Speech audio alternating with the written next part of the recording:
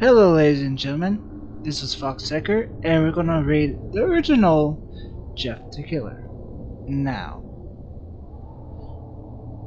some of you viewers proposed that I should read Jeff the Killer, the original one anyway. And well, here I go. This is Lava Man. I think you guys met him before. He's a nice guy. He's gonna help me read, and I hope he entertains you with his mouth movements. Say hi, Lava Guy! Alrighty, here we go. Transition. Oh my, I lost me, Lava Guy.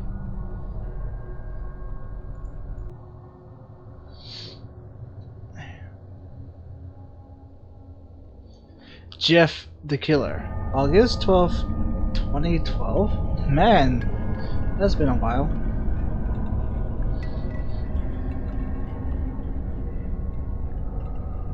Oh, we shall read the reboot later. Jeff the Killer Creepypasta story. Excerpt from a local newspaper. Ominous unknown killer is still at large. No.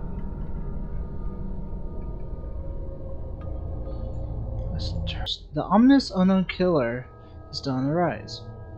After little evidence has been found, a young boy states that he survived one of the killer's attacks and bravely tells his story. I had a bad dream, and I woke up in the middle of the night, said the boy. I saw that, for some reason, the window was open, even though I remember it being closed before I went to bed. I got up and shut it once more. Afterwards, I simply crawled under my covers and tried to get back to sleep. That's when I had a strange feeling, like someone was watching me, and I looked up and nearly jumped out of my bed. There, it was a little ray of light, illuminating between my curtains, were a pair of two eyes. These weren't regular eyes. They were dark and ominous. They were bordered in black and just plain out terrifying me. That's when I saw his mouth, a long, horrendous smile that made every hair on my body stand up. The figure stood there, watching me. Finally, after what seems like forever, he said it, a simple phrase, but said in a way only a madman could speak. He said, "Go to sleep." I let out a scream. Ah! That was Sintim at me. He pulled up a knife, aiming at my heart. He jumped on top of my bed. I fought him back. I kicked, I punched, I rolled around, trying to knock him off. That's when my dad busted in. The man threw the knife. He went to my dad's shoulder. The man probably could finish him off if one of the neighbors hadn't alerted the police. They drove in the parking lot and ran towards the door. The man turned and ran down the hallway. I heard a smash, like glass breaking. As soon as I came out of the room, I saw the window that was pointing towards the back of my house was broken. I looked out to see him vanish in the distance. I can tell you one thing. I will never forget that face, that cold, evil eyes, and this psychotic smile. They will never leave my head. Police are still looking into the man. If you see anyone that fits the description in the story, please contact your local police department. Jeff and his family has moved to a new neighborhood. His dad had gotten a promotion at work, and they thought it would be the best to live in one of those fancy neighborhoods. Jeff and his brother Lou couldn't complain though. A new, better house. Why is there not to love? As they get unpacked, one of the neighborhoods came by. "Hello," she said. "I'm Barbara. I live across the street from you. Well, I just wanted to introduce myself and introduce my son." She turned around and called to her son over. "Billy, these are our new neighbors." Billy said hi and ran back to his yard to play. "Well," said Jessamine, "I'm Margaret, and this is my husband Peter, and our two sons, Jeff and Lou." They introduced themselves, and then Barbara invited them to her son's birthday. Jeff and his brother were about to object when their mother said they would love to. When Jeff and his family were done packing, Jeff went up to his room. Mom! Why won't you invite us to some kid's party? If you don't have noticed, I'm not some dumb kid. Jeff, says Mother, we just moved here. We just showed that we should spend some time with our neighbors. Now, we're gonna go to the party, and that's final. Jeff started to talk, but stopped himself. Knowing that he could do anything, whatever his mom said something, it was final. He walked to his room and plopped down on his bed. He sat there looking at the ceiling, and suddenly he got a weird feeling. Not so much pain, but a weird feeling. He dismissed it as some random feeling. He heard his mother call to him, get his stuff, and he walked down to get it. The next day, Jeff walked downstairs to get breakfast and got ready for school. As he sat there, eating his breakfast, he once again got that feeling. This time it was stronger. It gave him a slight tugging pain, but once again he dismissed it. As he and Lou finished breakfast, they walked down to the bus stop.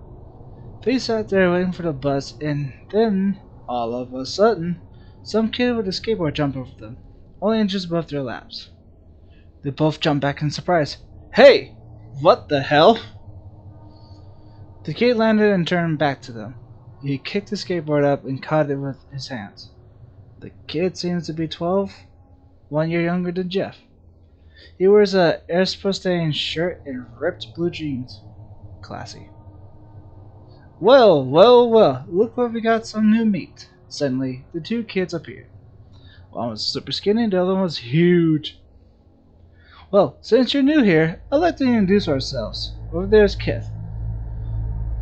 Jeff and Lou looked over to the skinny kid. He had a W face we would expect a psychic to have. And here's Troy. They looked over at the fat kid. Talk about a tub of lard. This kid looks like he hasn't exercised since he was crawling. And I, said the first kid, am Randy. Now, for all the kids in this neighborhood, there is a small price for the bus fare, if you catch my drift. Lou stood up, ready to punch the lights out of this kid's eyes, when one of his friends pulled a knife on him. I hope you were more cooperative. But seems we must have to do this the hard way. The kid walked up to Lou and took his wallet out of his pocket. Jeff got that feeling again. Now, it was truly strong. A burning sensation. He stood up, but Lou gestured him to sit down. Jeff ignored him and walked up to the kid. Listen here, you little punk. Give back my bro's wallet or else. Randy put the wallet in his pocket and pulled out his own knife. Oh? And what will you do? As she just finished the sentence, Jeff popped the kid in the nose. As Randy reached for his face, Jeff grabbed the kid's wrist and broke it. Randy screamed, and Jeff grabbed the knife from his hand. Troy and Kev rushed Jeff, but Jeff was too quick. He threw Randy to the ground. Kev lashed out at him, but Jeff bucked and stabbed him in the arm. Kev dropped his knife and fell to the ground, screaming. Troy rushed him too, but Jeff didn't even need the knife. He just punched Troy straight in the stomach and Troy went down. As he fell, he puked all over. Lou could do nothing but looked amazed at Jeff. Jeff, how'd you do? Saw what he said. He saw the bus coming and knew they'd be blamed for the whole thing, so they started running as fast as they can. As they ran, they looked back and saw the bus driver rushing over to Randy and the others. As Jeff and Lou made it to school, they didn't dare to tell what happened. All they did was sit and listen. Lou just thought as him as a brother beating up a few kids, but Jeff knew it was more. It was something scary. As he got that feeling he had felt, as powerful as it was, the urge is just to hurt someone. It's just, he didn't like how it sounded, but he couldn't help himself feeling happy. He felt that strange feeling go away. and stayed away for an entire day of the school. Even as he walked home during the whole thing near the bus stop, and how he probably wouldn't be taking the bus anymore, he felt happy. When he got home to his parents and asked how his day was, and he said in somewhat of an ominous voice, "It was a wonderful day." Next morning, he heard a knock on his front door. He walked down and found 2 police officers at his door, his mother looking back at him with an angry look. "Jeff, these 2 officers tell me you attacked 3 kids. That isn't a regular fight. And they were stabbed. Stabbed, son!" Jeff's gaze fell to the floor, showing his mother that it was true. "Mom, they were the ones that put a knife on me and Lou." "Son," said one of the cops, "we found 3 kids, 2 stabbed and 1 having a bruise on his stomach. If we have witnesses proving that you fled the scene, now, what does that tell us?" Jeff knew it was no use. He could say him and Lou being attacked, but there was no proof. That was them who attacked first. So they couldn't say that they weren't fleeing, because the truth be told, they were.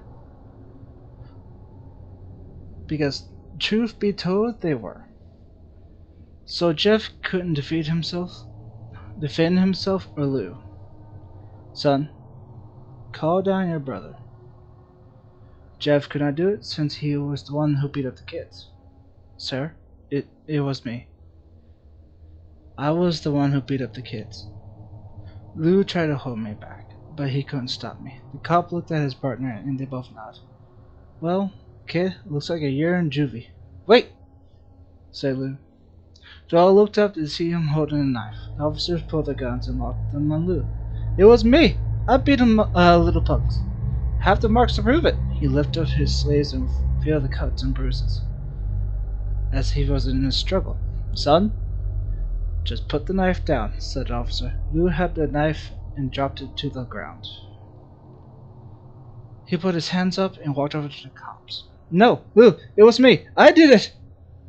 Jeff had tears running down his face. "Huh, poor bro. Trying to take the blame for what I did? Well, take me away." The police led Lou to out the car patrol. "Lou, tell them it was me. Tell them. I was the one who beat up those kids." Jeff's mother put her hands on his shoulders. "Jeff, please. You don't have to lie. We know it's Lou. You can stop." Jeff watched helplessly as the cops stare off with Lou inside. A few minutes later, Jeff's dad pulled up into the driveway, seeing Jeff's face and knowing something is wrong.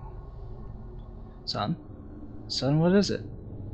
Jeff couldn't answer. His voice cords was strained from crying. Instead, Jeff's mother walked to his father's side inside to break the bad news to him as Jeff wept in the driveway.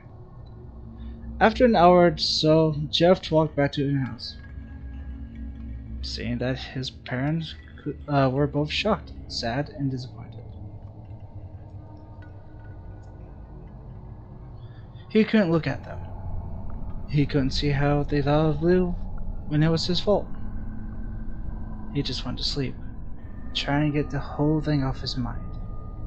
2 days went by, with no words from Lou at the JDC, no friends to hang out with, nothing but sadness and guilt.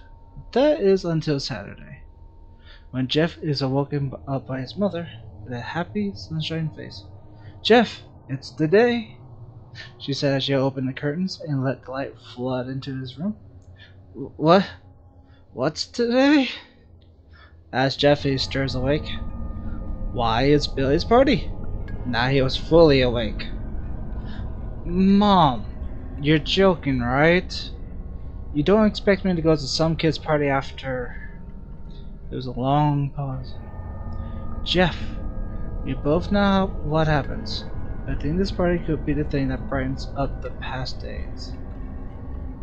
Now get dressed." Jeff's mother walked out of the room and downstairs to get herself ready. He fought himself to get up. He picked out a random shirt and pants and jeans and walked downstairs. He saw his mother and father all dressed up. His mother was in a dress and his father was in a suit. He thought why they would ever wear such fancy clothes to a kid's party. "Son, is that all you're gonna wear?" said Jeff's mom. "Better than wearing too much," he said. His mother pushed down the feeling to yell at him and hide it with a smile. "Now, Jeff, we may be overdressed, but this is how you go if you want to make an impression," said his father. Jeff grunted. He went back up to his room. "I don't have any fancy clothes!" he yelled downstairs. "Just pick something out," called his mother. He looked down at his closet for like he called for fancy. He found a pair of black dress pants as he had for special occasions and an undershirt. He could not find a shirt to go with it though. He looked around and found only a striped and patterned shirts, none of which would go with the dress pants. Finally, he found a white hoodie. He found a white hoodie and put it on. "You're wearing that?" the buff said. His mother looked at her watch. "Oh, no time to change. Let's just go," she said as she heard Jeff and his father at the door. Across the street over to Barbara and Billy's house. They knocked on the door and at it appeared that Barbara, just like his parents, was way overdressed. As they walked inside, Jeff could see it were adults. "No kids?" "These kids are in the yard, Jeff. How about you go and meet some of them?" said Barbara. Jeff walked outside to a yard full of kids. They were running around in weird cowboy costumes and shooting each other with plastic guns. He might as well be standing at Toys R Us. Suddenly he came up to him and handed him a toy gun and hat. "Hey, wanna play?" he said. No, kid. I'm way too old for this stuff." The kid looked up to him with a weird puppy dog face. "Please?" he said with the kid. "Fine," said Jeff. He put on the hat and started to pretend to shoot at the kids. At first he thought it was totally ridiculous, but then he started to actually have fun. It might not be super cool. That was the first time he'd done something that took his mind off Lou. So he played with the kids for a while, until he heard a noise, a weird rolling noise. Then it hit him. Randy, Troy, and Keth all jumped over the fence on their skateboard. Jeff dropped the fake gun and ripped the hat off Randy. Jeff dropped the fake gun and ripped the hat off. Randy looked at Jeff with burning hatred. "Hello, Jeff, isn't it?" he said. "We have some unfinished business." Jeff saw his bruised nose. "I think we're even. I beat the crap out of you, and you get my brother sent to juvie." Randy got a real angry look in his eyes. "Oh no, I don't go for even. I go for winning. You may have kicked our asses that one day, but not today." As he said that, Randy rushed at Jeff. They both fell to the ground, and Randy punched Jeff in the nose, and Jeff grabbed him by the ears and headbutted him. Jeff pushed Randy off, and both rose to their feet. Kids were screaming, and parents were running out of the house. Troy and Keth pulled out guns out of their pockets. "No one will airdrop a gut to a fly," they said. Randy pulled a knife on Jeff and stabbed into his shoulder. Jeff screamed and fell to his knees. Randy started kicking him in the face. After 3 kicks, Jeff grabbed his foot and twisted it, causing Randy to fall to the ground.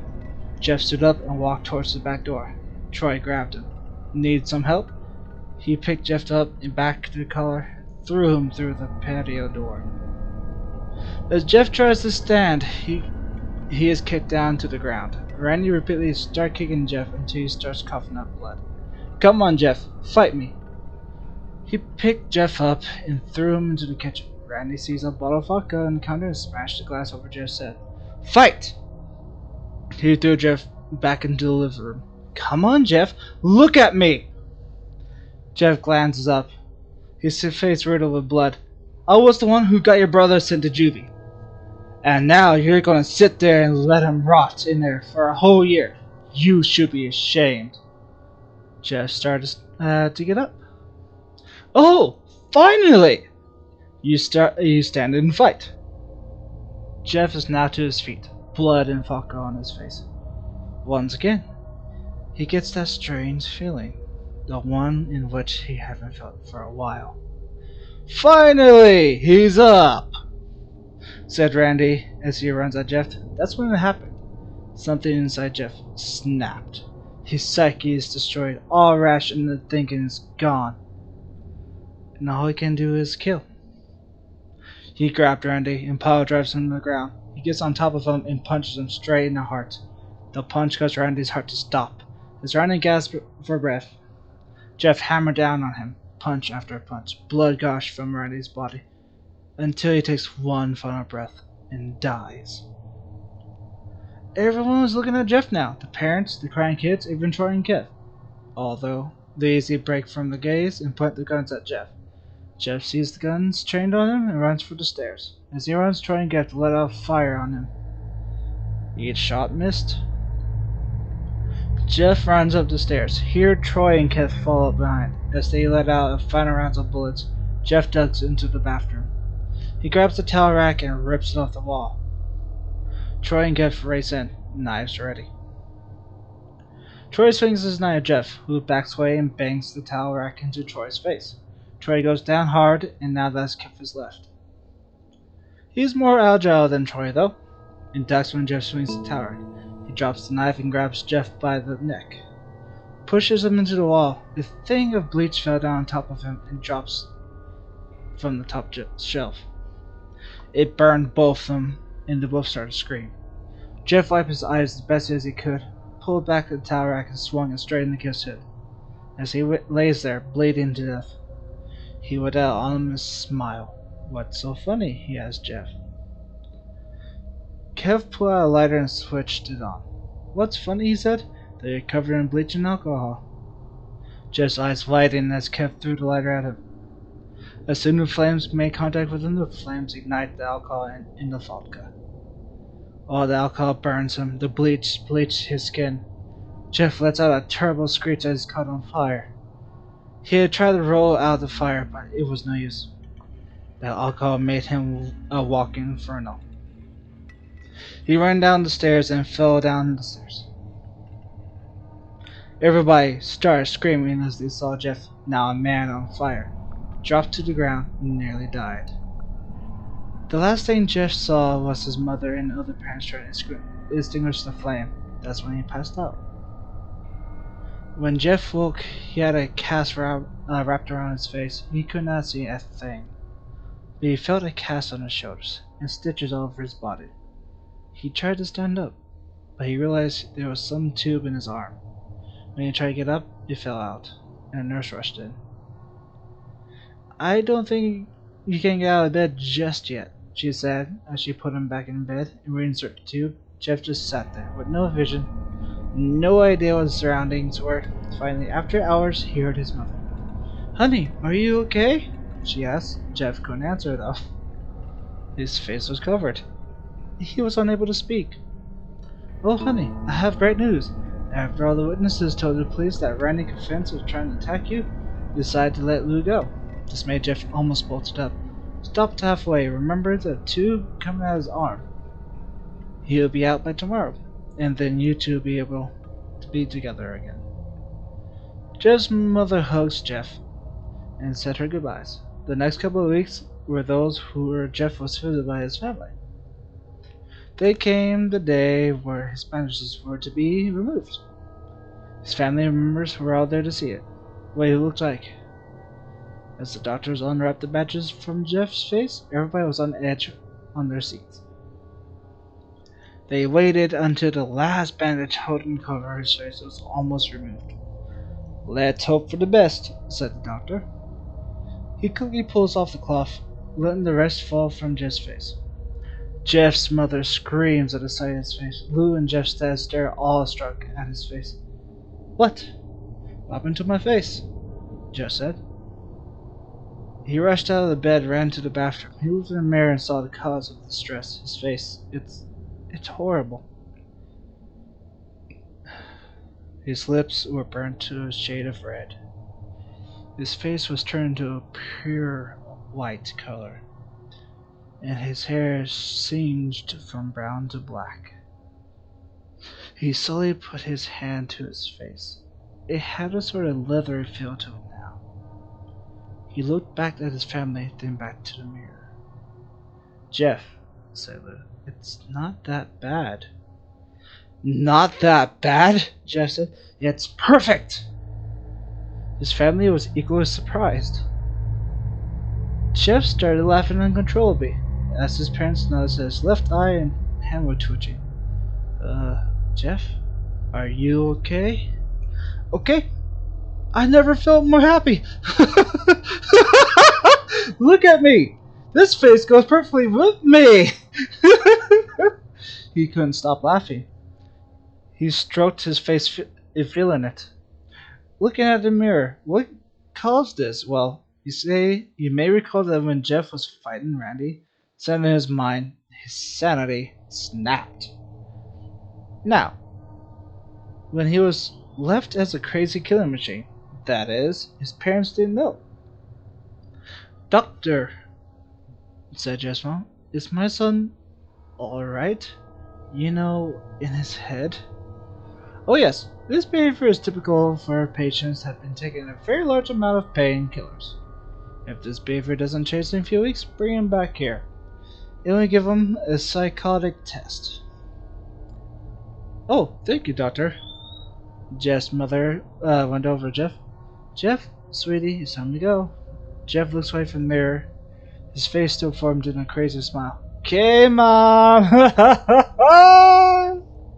His mother took him by the shoulder and took him to get his clothes.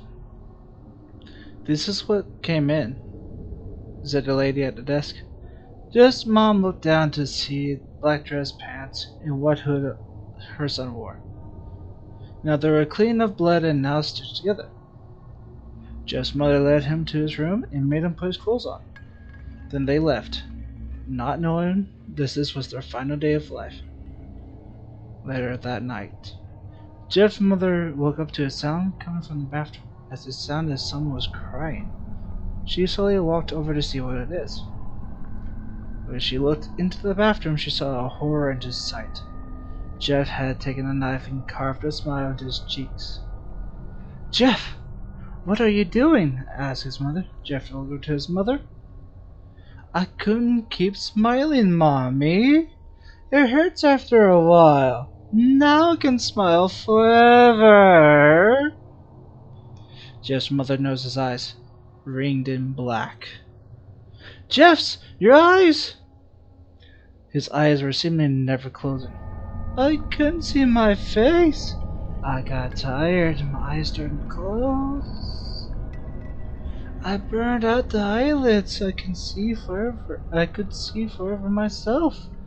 My new face." Jeff's mother slowly started to back away, seeing her son was going insane. "What's wrong, Mommy? Aren't I beautiful?"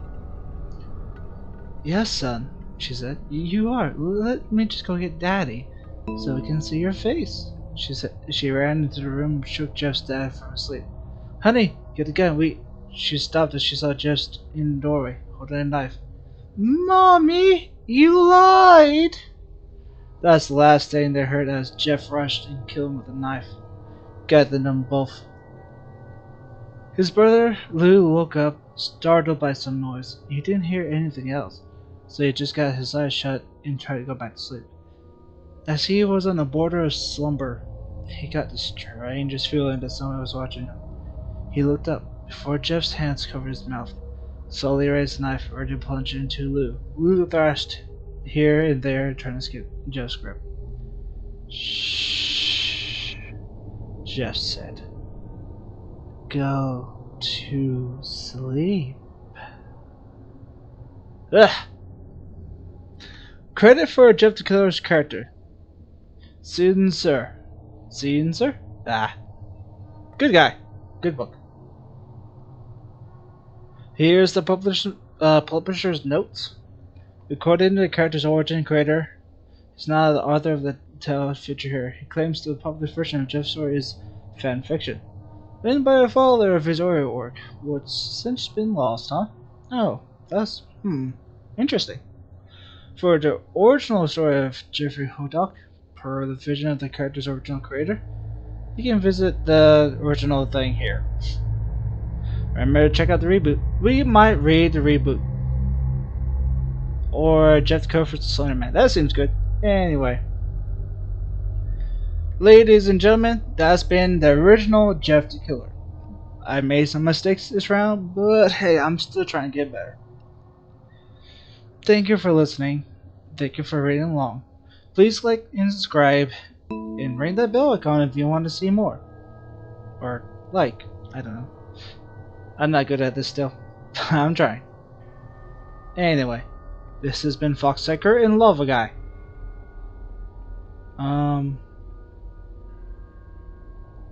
Have a nice day and stay spooky. I will find an outro. Bye.